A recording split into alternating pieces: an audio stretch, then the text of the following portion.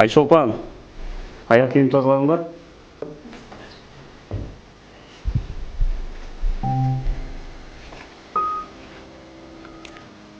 Қызғанбайтын болдық ау, қатынды да. Телефонда тілдесіп отырмын да. Қандай дос ол?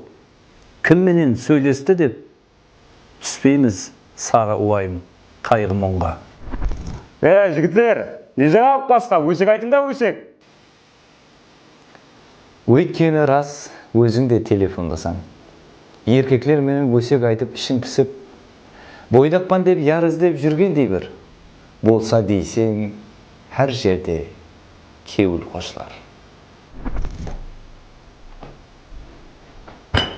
Кіммен сөйлесіп жатырсыз?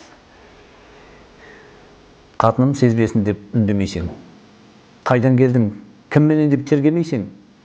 Өз күнәңді яғыңнан жасыраман деп, жұбайыңды тексеріп те үлгермейсің. Ай, бала! Берман кеш. Телеграмда арналар көбеймекте. Күннен күнге сан түрі көркеюде. Жалаңашлық жаһанды жаулап алып, жас ұрпақтың санасын иелуде.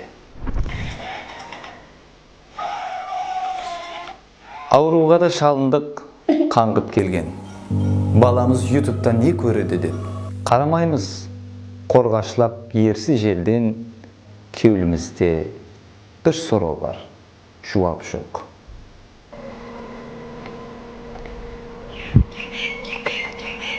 Хел жаратқан Тәңірім, Рәббім Алла, тәнімді мәгран қылып, бәрін жалма. Тек қана басымды иіп өтінерім, жүректен иманымды суырып алма.